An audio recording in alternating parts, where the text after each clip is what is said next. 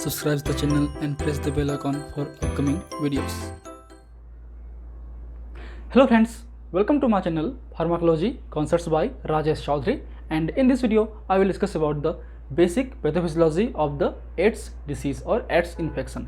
तो आज के इस वीडियो पे हम बात करेंगे एड्स डिसीज़ के या एड्स इन्फेक्शन के या HIV के बेसिक पैथोलॉजी के बारे में।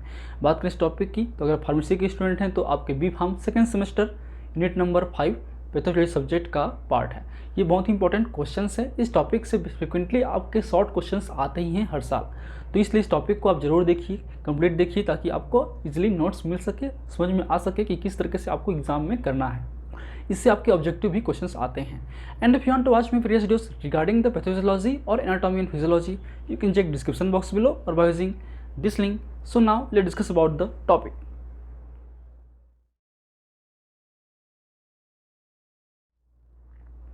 सो एड्स और द HIV ये बहुत ही कॉमन है। हर किसी ने कभी ना कभी सुना होगा कि एड्स क्या है और आपके ये जो हैं HIV से होते हैं।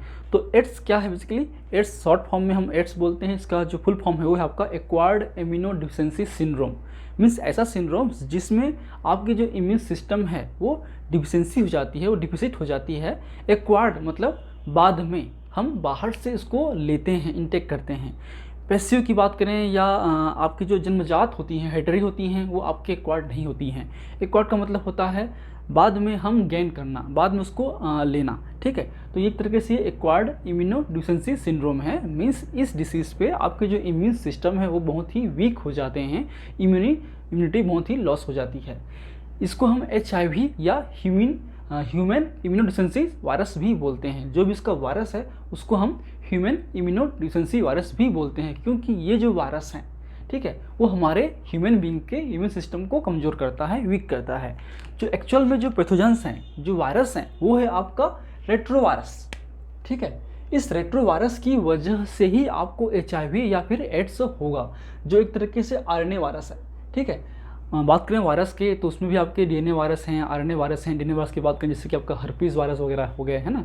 बात करें RNA वायरस की जिसमें आपके कोरोना वायरस भी है, कोविड-19। उसके अलावा आपका जो सार्स है, आपका जो ये रेट्रो वायरस हैं, ये भी आपके RNA वायरस हैं। तो 2 टाइप के वायरस होते हैं। ठीक है, आप पढ़ोगे आगे 6 सेमेस्टर में।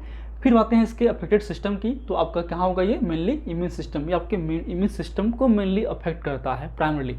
इस इम्यून सिस्टम के वीक होने से फर्दर आपके जो और कॉम्प्लिकेशंस हैं, जैसे कि न्यूरो इन्फ्लामेशन है, न्यूरो इन्फेक्शन है, आपके हार्ट इन्फेक्शन है, ठीक है, पूरी बॉडी में इन्फेक्शन है, वो आपके हो सकता है। लेकिन ये प्राइमरी मेनली आपके इम्यून सिस्टम को ही अफेक्ट करता है, उसको ही कमज़ोर करता है, उनमें ये इन्फेक्शन प्रोड्यूस करता है। बात करें इसकी ट्रांसमिशन की, तो ये भी आपके सिफिलिस या गोनोरिया की तरह ये STD है, मीन्स सेक्सुअली ट्रांसमिटेड डिसीज़ है। मीन्स इसको हम अनप्रोटेक्टेड सेक्स, अनयूजुअल सेक्स के थ्रू ये आपके ट्रांसमिट हो सकता है पर्सन टू पर्सन। अगर किसी पर्सन को इन्फेक्शन है, उसके साथ अगर हम लोग अनप्रोटेक्टेड सेक्स करेंगे तब हमको ये हमारी बॉडी में आ सकता है। इसके अलावा आपका प्लेसेंटल के थ्रू भी ये ट्रांसमिट होता है। अगर आपके मदर्स को इन्फेक्शन है, एड्स है, तो वो फीटस में जा सकता है। इसके अलावा इन्फेक्टेड ब्लड ट्रांसफ्यूज़न, जो भी आपके ब्लड ट्रांसफ्यूज़ करते हैं, अगर वो ब्लड जो हैं ऑलरेडी इन्फेक्टेड हैं तो हमारे ब्लड में आ सकता है और हमको भी इन्फेक्शन हो सकता है। तो ये कुछ आपके ट्रांसमिशन पाथवेज हैं। ठीक है, लेकिन आज के डेट पे जो है बहुत सारे एडवांस मेडिसिन आ चुके हैं, बहुत सारे वैक्सीन्स आ चुके हैं, जिससे इसको कंट्रोल करना थोड़ा सा आसान हो गया है, बट ये कम्प्लीटली क्यूरेबल नहीं होता है। इसकी जो प्रोग्रेसनेस है, जो क्योंकि एक तरीके से क्रोनिक प्रोग्रेसिव इन्फेक्टिव डिसीज़ है, ये क्रोनिकली हमारी बॉडी में धीरे धीरे फैलते रहते हैं और एक तरीके से लाइफ थ्रेटनिंग या आपकी मौत भी हो सकती है। तो उसकी जो प्रोग्रेस है उसको ये स्लो डाउन करते हैं हमारे जो नए ड्रग हैं। उसके अलावा जो बात करें हम लोग प्लेसेंटल ट्रांसमिशन की, तो उसके लिए भी बहुत सारे ड्रग्स आ चुके हैं मार्केट पे। जब आप पढ़ेंगे 6 सेमेस्टर में डिटेल में, उसमें हम बात करेंगे। तो बहुत सारे ड्रग ऐसे आ चुके हैं, जैसे कि बात करें जाइडोडिन की, तो उससे क्या होता है, आपके मदर्स को अगर है तो वो फीटस में नहीं जाता है। ठीक है, तो बच्चा सेफ रह सकता है। तो इस एडवांस टेक्निक्स आ चुके हैं। बात करें उनके बेसिक सिम्टम्स की, तो ईयरली जो हैं, जब आपकी इन्फेक्शन जब शुरू होता है तो उस समय आपको फीवर हैं, चिल्स हैं, आपके सोर थ्रोट हैं, जॉइंट पेन है, बॉडी एक है, हेडेक है, टायर्डनेस है, वीकनेस है, वेट लॉस है, ये सब कॉमन सिम्टम्स देखने को मिलते हैं। जैसा कि अदर जो वायरल इन्फेक्शन है, ठीक है, चाहे बात करें कोरोना वायरस की हो, चाहे नॉर्मल फ्लू की हो, इन्फ्लुएंजा की हो, इन वायरस के थ्रू जो भी आपको सिम्टम्स दिखाई देंगे वो भी सिमिलरली इसमें दिखाई देंगे। लेकिन जो लेटर स्टेज हैं, बाद में इन्फेक्शन अगर पूरी बॉडी में फैल गया है और आप उसको प्रॉपर्ली ट्रीटमेंट नहीं कर रहे हैं, तब इन स्टेज पे, लेटर स्टेज पे आपको बहुत ही सीरियस कॉम्प्लिकेशंस दिखाई दे सकते हैं। उनमें से हैं आपके, जैसे कि बात करें हम लोग आपके ब्लड विज़न की, आपको जो है विज़न जो है वो कम्प्लीटली ओपेक हो जाएगा, ब्लड हो जाएगा। ठीक है, फीवर की है, आपका जो वायरल फीवर के दौरान जो है आपका जो टेम्परेचर है वो आपके अप्रॉक्सीमेटली 100 के ऊपर ही रहता है। ठीक है, ड्राई कफ है, नाइट स्वेटिंग है, ठीक है, शॉर्टनेस ऑफ ब्रीथ है, वेट लॉस है, ये सारे सिम्टम्स आपके कोविड के ही जैसे ही हैं। ठीक है, जो आप समझ रहे होंगे, सुन रहे होंगे बार बार, तो उस तरीके से सिम्टम्स इनमें आते हैं। इसके अलावा आपकी इसोफेगाइटिस बाद में, और जब सीवियरिटी बढ़ती जाती है तब आपकी जो इसोफेगस है उनमें इन्फ्लेमेशन हो जाता है। इन्फेक्शन ऑन द न्यूरॉन्स, सीनेस में भी आपके इन्फेक्शन पहुंच सकता है, आपको वायरल मेनिंजाइटिस हो सकते हैं। ठीक है, आपको निमोनिया हो सकता है, आपको टॉक्सोप्लाज्मोसिस या टीबी एक्सेट्रा वगैरह, ये सब चीज़ें जो हैं आपको हो सकती हैं, क्योंकि आपके इसके दौरान जो है आपको जो इम्यून सिस्टम कम्प्लीटली डिस्ट्रॉय हो जाता है और थोड़ा बहुत भी इन्फेक्शन आपकी बॉडी को सीवियर कर सकता है। तो इसमें बेसिकली एड्स पूरी बॉडी के इम्यून सिस्टम को ख़राब करने लगते हैं, जिससे जो दूसरे इन्फेक्शन हैं, जो दूसरे इन्फेक्टिव एजेंट्स हैं, चाहे आपके निमोनी हो, आपके ट्यूबरक्लोसिस हो, ये सब जो है प्रॉन्ली हमारी बॉडी पे अटैक कर सकते हैं। अगर किसी को एड्स है, वो प्रॉपरली वेल हाइजीनिक मेंटेन कर रहा है तो उसकी लाइफ लॉन्ग थोड़ी सी बढ़ जाती है। लेकिन जैसे ही अगर कोई भी इन्फेक्शन डिसीज़ हुआ जो कि आपके इम्यून सिस्टम के थ्रू काम करते हैं, जितने भी आपके वायरल इन्फेक्शन है, चाहे वो आपके इन्फ्लुएंजा हो, आपके हर्पीज़ हो, आपके वायरल एड्स हो या कोविड हो, वो कहीं ना कहीं हमारे बॉडी के इम्यून सिस्टम ही उसके अगेंस्ट में फाइट करते हैं। तो उसका होना बहुत ही ज़रूरी है, आपके इम्यून सिस्टम का स्ट्रॉन्ग होना। ठीक है, अब आते हैं इसके बेसिक ट्रीटमेंट पे। ट्रीटमेंट्स को बात करने से पहले हम समझ लेते हैं कि ये जो आपका एड्स वायरस है या एड्स जो का वायरस है, जिसको बोलते हैं रेट्रोवायरस या HIV, वो किस तरीके से हमारे बॉडी में ट्रांसमिट होता है, किस तरीके से हमारे बॉडी पे आपके रेप्लिकेट होते हैं और किस तरीके से वो फैलते हैं हमारी बॉडी में, क्या उनके बेसिक पैथोफिजियोलॉजी है, फिजियोलॉजी है, किस तरीके से एंट्री करेगा हमारे सेल्स के अंदर में और कैसे वो आपके रेप्लिकेट करेगा। तो ये आपके बेसिक वायरस का स्ट्रक्चर है। ये आप डिटेल्ड जो है 6 सेमेस्टर में पढ़ोगे, उसका भी लिंक हमने दे दिया है प्लेलिस्ट पे, चाहे तो आप डिटेल्ड में उसको आप देखिए ताकि आपको और अच्छा लगेगा, समझ में आएगा। ये एक बेसिक कॉन्सेप्ट है, डिटेल्ड हमने ऑलरेडी उसकी वीडियो बना चुके हैं, इसलिए बार बार हम उसको कवर नहीं कर रहे हैं, तो आप उसको वीडियो को भी देख सकते हैं। बाकी इतना काफ़ी होगा आपके सेकेंड सेमेस्टर के एग्जाम पॉइंट ऑफ व्यू से। तो जैसे कि ये आपके वायरस हैं, ठीक है, इस वायरस में कुछ इन्वेलप होते हैं, उस इन्वेलप में कुछ कोटिंग्स होते हैं, कुछ कोटिंग्स के अंदर में बहुत सारे आपके जेनेटिक मटेरियल्स होते हैं, कुछ प्रोटीन्स होते हैं। तो बात करें हम इस वायरस की, एड्स वायरस की, वो आपका क्या है, RNA वायरस है। तो बेसिक जो जेनेटिक मटेरियल है वो क्या होगा, आपका RNA होगा।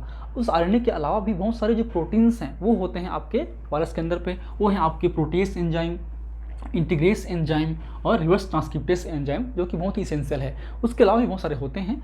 ये आपकी स्पाइक प्रोटीन्स हैं जो कि अटैचमेंट में हेल्पफुल करते हैं। तो ये बेसिकली जैसे ही ये हम इन्फेक्शन के कॉन्टैक्ट में आते हैं, ये हमारे म्यूकस मेम्ब्रेन के थ्रू या ब्लड ट्रांसफ्यूजन के थ्रू हमारे ब्लड में पहुंचता है। और हमारे सिस्टम में बहुत सारे जो हैं हेल्पर टी सेल्स हैं, ठीक है, इम्यून सेल्स हैं, CD4 टी सेल्स जिसको बोल सकते हैं, ये बेसिकली उन पे अटैक करता है। तो ये बेसिकली आपके जो CD4 सेल्स हैं उनमें कुछ प्रोटीन्स होते हैं, कुछ आपके रिसेप्टर्स होते हैं, जिसको बोलते हैं CCR5 या फिर CXCR4 साइटोकाइन्स रिसेप्टर्स। ठीक है, CCR5 साइटोकाइन रिसेप्टर्स या फिर CXCR4 साइटोकाइन रिसेप्टर्स। इन रिसेप्टर्स के थ्रू ये हमारे बॉडी में एंट्री करते हैं। तो पहला जो स्टेज है वो होगा बाइंडिंग।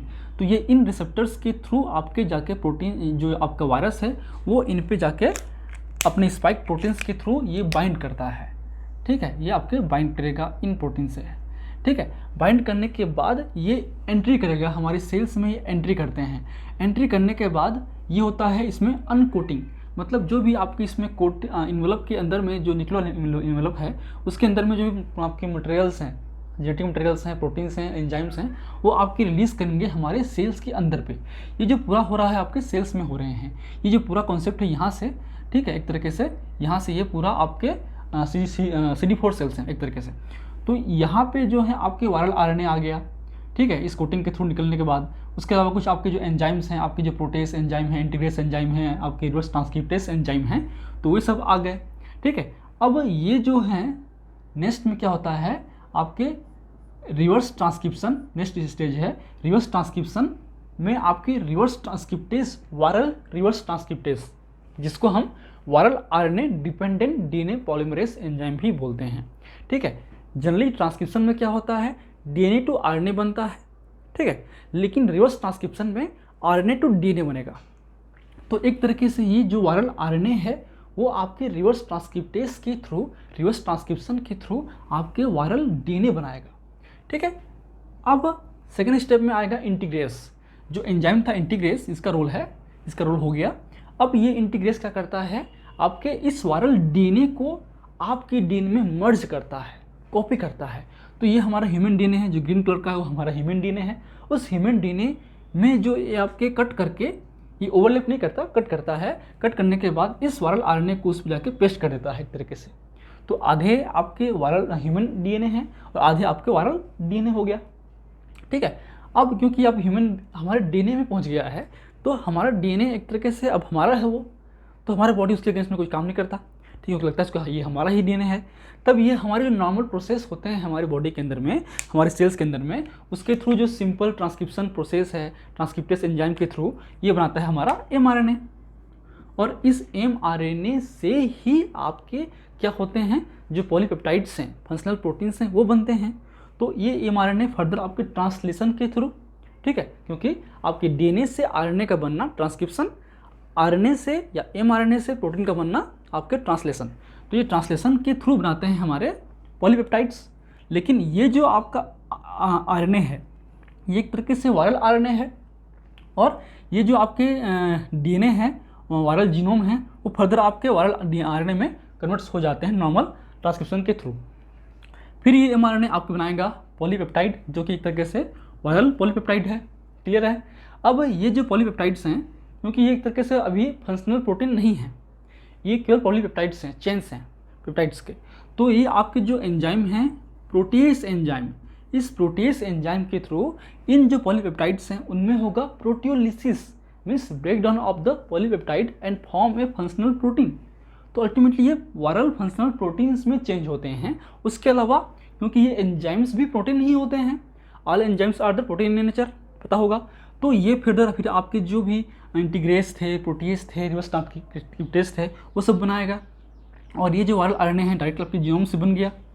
तो ये फिर आपके सेल्स के अंदर पे ही आपके जो वायरल प्रोटीन्स हैं, वायरल एंजाइम्स हैं, वायरल आरएनएस हैं, वो आपके रेप्लिकेट हो जाते हैं बहुत सारे।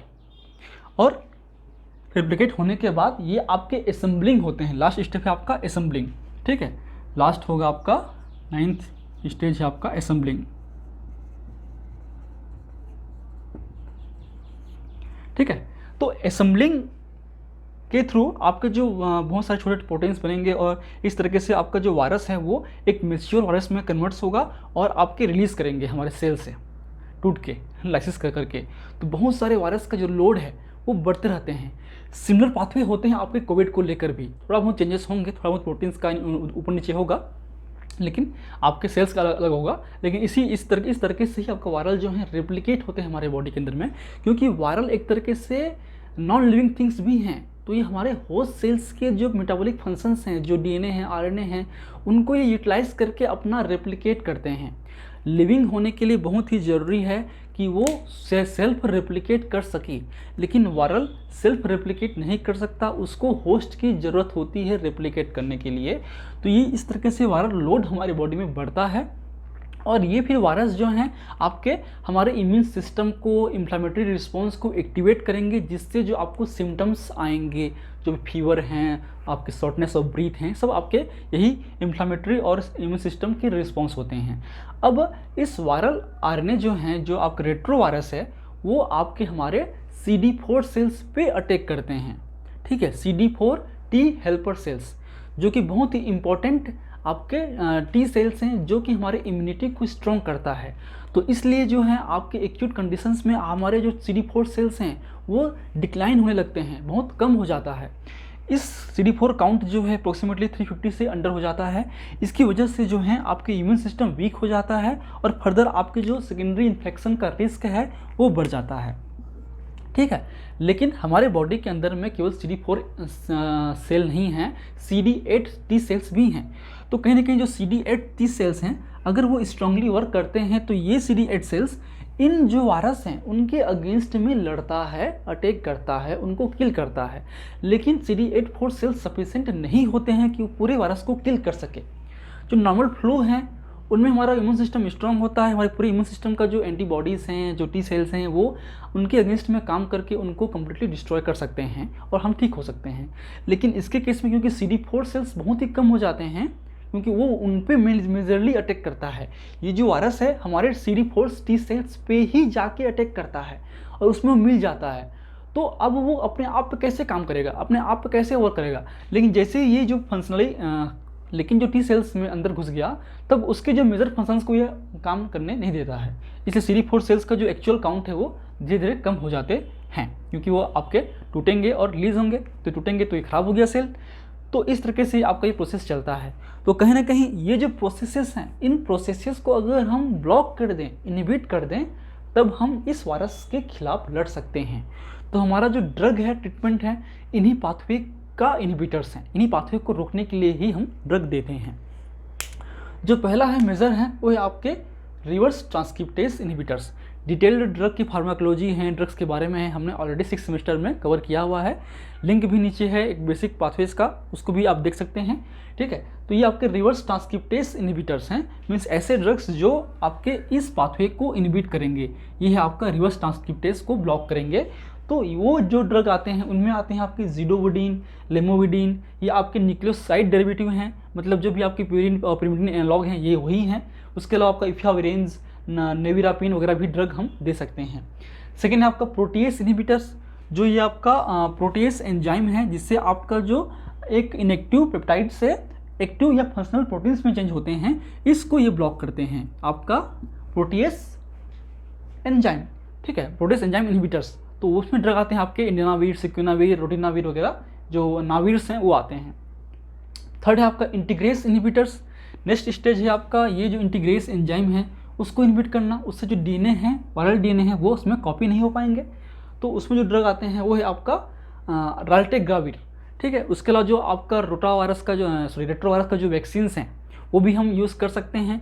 जो इम्यूनोग्लोबुलिन्स हैं जो आपके IgG हैं, या फिर बात करें वैक्सीन्स की, तो वो कहीं ना कहीं आपके जो अटैचमेंट हैं, जो आपके अटैचमेंट को इनहिबिट करते हैं।